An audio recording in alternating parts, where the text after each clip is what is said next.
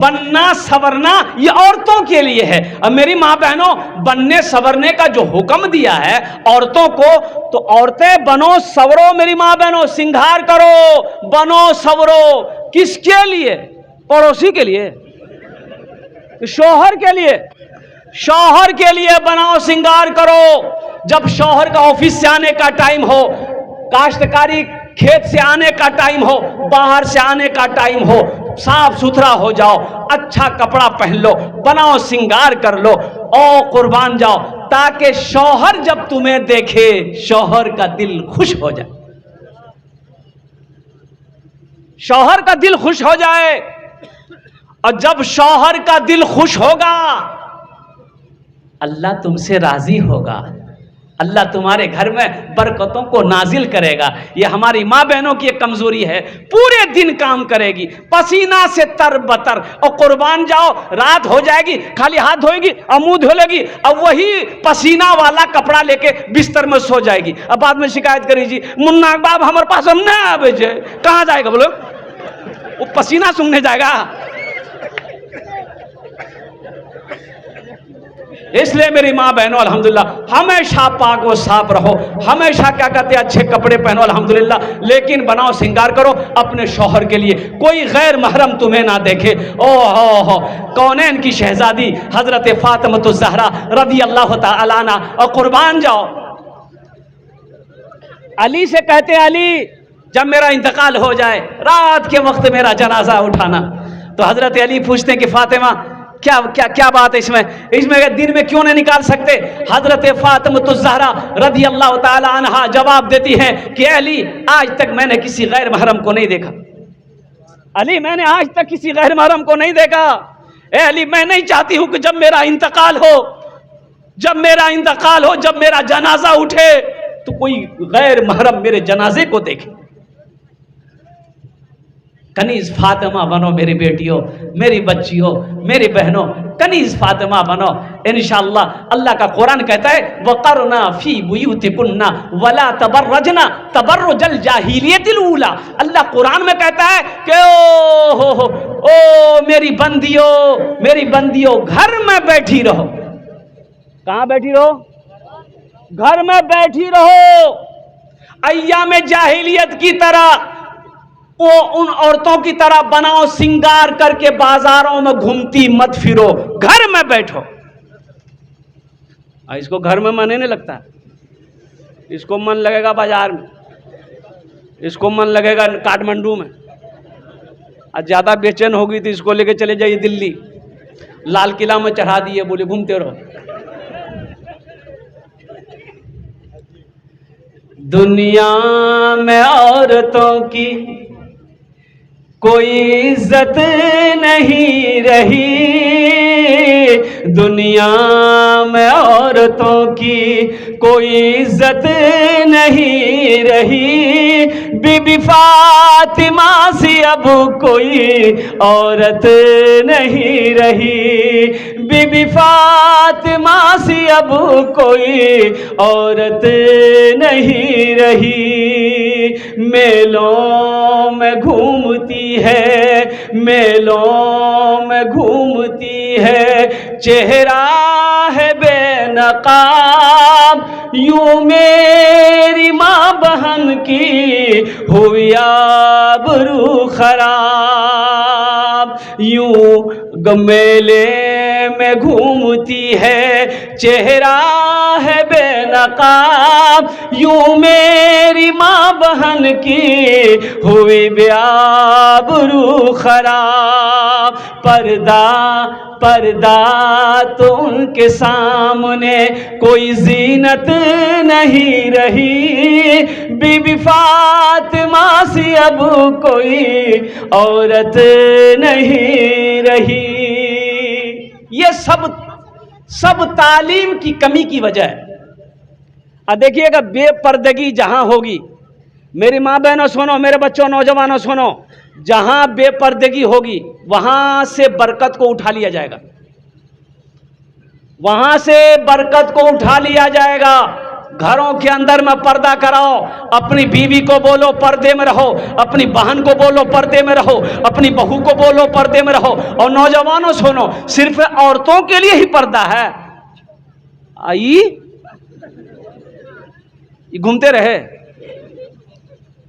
अल्लाह का कुरान कहता है मर्दों से, ए नौजवान मोमिनों, जब रास्ते में चलो अपनी निगाहों को नीची रखो, निगाहों को नीची रखो कि ताक झांक करते रहो, नीची रखो। मोमिनों से अल्लाह कह रहा है, मुसलमानों से अल्लाह कह रहा है कि जब तुम रास्ते में चलो अपनी निगाहों को नीची रखो। एक बात याद रखना मेरे बच्चों, नौजवानों, हमेशा पाक दामन रहो, हमेशा पाक रहो। और ये तुम्हें पाक दामनी उसी वक्त हासिल हो सकती है जब तक तुम ऐसे ऐसे उलमा की सोहबत को इख्तियार नहीं करोगे और कुर्बान जाओ कुरान की तिलावत नहीं करोगे, हदीस मुस्तफ़ा नहीं पढ़ोगे, जब तक इल्म हासिल नहीं करोगे, तालीम हासिल नहीं करोगे, तो जहालत तुम्हारे अंदर से दूर नहीं हो सकती। अब बहुत अफसोस का मकाम हुआ, नेपाल की सरजमीन पे इस बस्ती के अंदर में मुझे पता चला कि एक भी आलिम नहीं है, एक भी आलिम नहीं है। मुसलमानों, आप कितना दूर हो दीन से,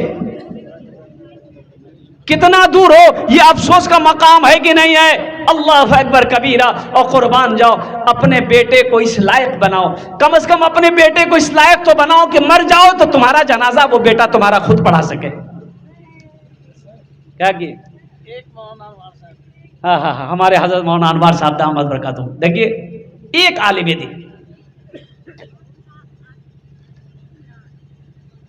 बेटे को अंग्रेजी पढ़ाने के लिए इंडिया भेजा, काठमांडू भेजा, लंदन भेज दिए, मेरा बेटा अंग्रेजी पढ़ेगा। और अंग्रेजी बेटा को इतना पढ़ा दिए, इतना पढ़ा दिए कि वो बेटा अब अंग्रेज को अंग्रेजी पढ़ा रहा। बाप मर गया, जनाजा नहीं पढ़ा रहा। कोई फायदा हुआ पढ़ाई का? अरे कोई फायदा है पढ़ाई, ऐसी पढ़ाई कोई फायदा है?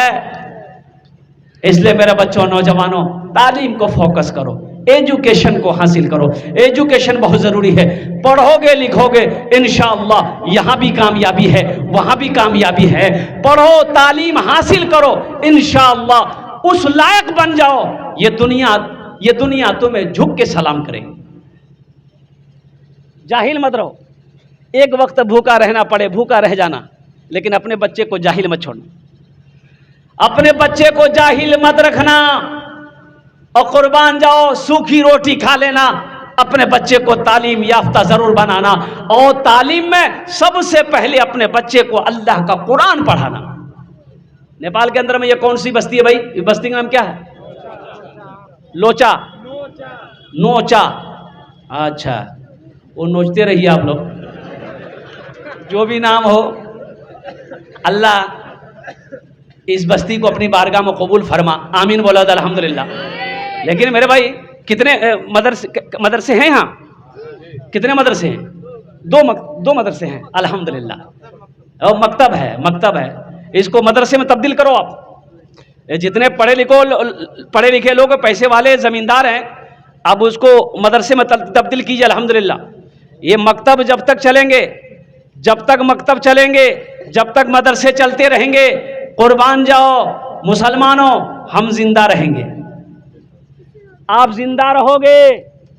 और जिस दिन ये मदरसे मकतब बंद हो गए तो फिर एक बात याद रखना, जब मरोगे जनाजे की नमाज पढ़ाने वाला कोई नहीं मिलेगा। अरे मरना है ना? अरे मरिएगा ना? अभी नहीं मरने बोल रहे भाई, हम मरना है ना? तो मरिएगा तो जनाजा कौन पढ़ाएगा? वकील साहब 80 की स्पीड से भागेगा। जनाजा कौन पढ़ाएगा? ये हमारे उलमा पढ़ाएंगे, इमाम साहब पढ़ाएंगे, हाफिज साहब पढ़ाएंगे, मुफ्ती साहब पढ़ाएंगे, कारी साहब पढ़ाएंगे। इसलिए सबसे पहली जरूरी है, मौलाना अरशद मदनी साहब फरमाए कि एक गांव में कम से कम एक टोला, हर टोला में 2 मकतब होना चाहिए, हर टोले में 2 मकतब होना चाहिए। और कुर्बान जाओ, हर घर में एक हाफिज कुरान होना चाहिए, हर घर में होना चाहिए, हर घर में एक आलिम दीन होना चाहिए। अब दुनियावी तालीम हासिल करवाइए ना अल्हम्दुलिल्लाह। अंग्रेजी पढ़वाइए, संस्कृत पढ़वाइए, इंग्लैंड भेजिए, काठमांडू भेजिए, जहां मन वहां भेजिए, अमेरिका भेजिए, अल्हम्दुलिल्लाह। लेकिन सबसे पहले अपने बच्चे को जो पढ़ाना है वो अल्लाह का कुरान पढ़ाना है। इंशाअल्लाह अमल करेंगे। और सुन लिए साथ ही साथ, मछली बगैर पानी का जिंदा नहीं रह सकती है। बोलिए, जिंदा रहेगी? पानी में जब तक मछली है जिंदा है। अब पानी से जैसे ही मछली को बाहर निकालिएगा, मछली कुछ देर में तड़प तड़प कर, अरे बोलो भाई, तड़प तड़प कर मर जाएगी। इसलिए कि उसका जो असल ठिकाना है, उसकी जो जिंदगी थी वो पानी है। पानी से आप उसको निकाले, वो तड़प तड़प बेचारी मर गई। उसी तरीके से एक मुसलमान उस वक्त तक जिंदा है जब तक ये मस्जिद हमारी बाकी है, जब तक मदरसे हैं, जब तक खानकाहें हैं, मुसलमान जिंदा है। ये मस्जिद नहीं रहेगी, मदरसे नहीं रहेंगे, मुसलमान का जिंदा रहना मुश्किल है। मुसलमान जिंदा नहीं रहेगा। कुर्बान जाओ मुसलमानों। इसलिए अपने बच्चे को अल्लाह का कुरान पढ़ाओ, अपने बच्चे को तालीम याफ्ता बनाओ। और मैं तो ये कहता हूं कि हर आदमी इस लायक बने, अल्हम्दुलिल्लाह, हर आदमी इस लायक हो, हर नौजवान इस लायक हो कि अगर बहन की शादी हो तो वो खुद निकाह पढ़ाए। भाई मुफ्ती साहब को बुलाने की क्या जरूरत है? भाई हम अपनी बहन का निकाह पढ़ाएंगे? पढ़ाओ, उस लायक बनो। हर बाप को इस लायक होना चाहिए कि अपनी बेटी का निकाह खुद पढ़ाए। हर बेटा को इस लायक होना चाहिए कि जब उसका बाप मरे तो बाप की जनाजे की नमाज खुद पढ़ाए। अजय एक बात याद रखिएगा, अब हमको कहते हैं हजरत दुआ कीजिएगा, दुआ कीजिएगा, हजरत दुआ कीजिएगा। अरे हमसे काहे कह रहा है? सबसे बड़का पीर तो तुम्हारे घर में तुम्हारा बाप बैठा हुआ। बाप से कौन? अरे बाप तुम्हारे लिए जो दुआ करेगा, उसके दिल से जो दुआ निकलेगी वो मेरे दिल से निकलेगी। मां से कहो, मां मेरे लिए दुआ कर। अब्बा से बोलो, अब्बा मेरे लिए आप दुआ कीजिए। तुम्हारा बाप मर गया, तुम खुद दुआ करो। तुम जो दुआ करोगे अपने बाप के हक में, मां के हक में, कुर्बान जाओ, तुम्हारे मुकाबले हम दुआ नहीं कर सकते। इसलिए मेरे बच्चों, दीन को समझो। अच्छा, मस्जिदों को आबाद करो। जो मस्जिदों को आबाद करता है, अल्लाह उसके घर को आबाद करेगा, अल्लाह उसके घर को आबाद करेगा। लेकिन आलम यह है, अभी हालात ऐसे हैं कि मेरा 80% नौजवान खाली जुमा पढ़ेगा। बोलो बात सही कि गलत है? बोलिए भाई। 80% नौजवान मेरा खाली जुमा पढ़ेगा, 5 वक्त की नमाज खत्म। इसलिए हमने ऐसे नौजवानों, खाली जो जुमा पढ़ता है उसका नाम हम जुम्मन मियाँ रखे।